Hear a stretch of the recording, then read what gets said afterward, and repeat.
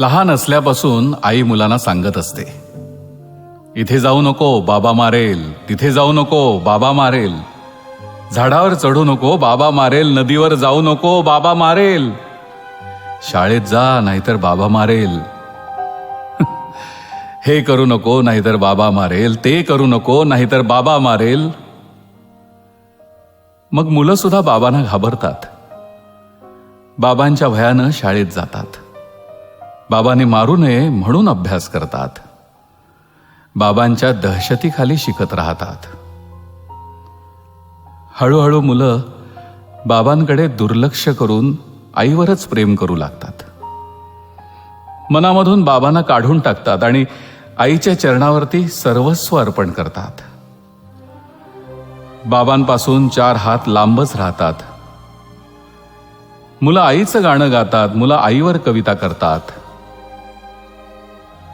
कोणतंच मूल बाबाला दुधावरची साय म्हणत नाही, लंगड्याचा पाय म्हणत नाही, वासराची गाय म्हणत नाही. बाबांसाठी मुलांकडे शब्दच नसतात. मुलाच्या पायाला ठेच लागली तरी मुलं बापरे म्हणत नाहीत आणि साने गुरुजींनाही श्यामचा बाप दिसत नाही. आई घरात असली की कसं घर भरल्यासारखं वाटतं.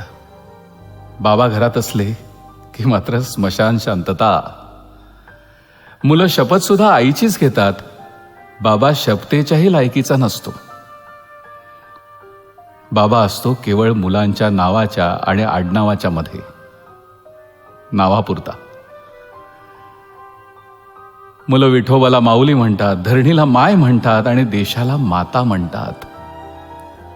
बाबा मात्र धरणीतून, देशातून आणि मुलांच्या मनातून केव्हाच झालेला असतो, हद्दपार. बाबा असतो कठोर, काळीज नसलेला, निर्दयी, मारकुटा. बाबा असतो मुलांच्या स्वप्नात येणारा बागुलबुवा. बाबा म्हणजे केवळ रुपये पैसे कमवण्याचं यंत्र.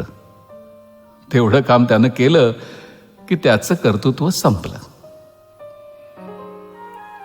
पण मग असं असूनही बाबा मेल्यावर मुलांच्या छातीत धडकी का भरते?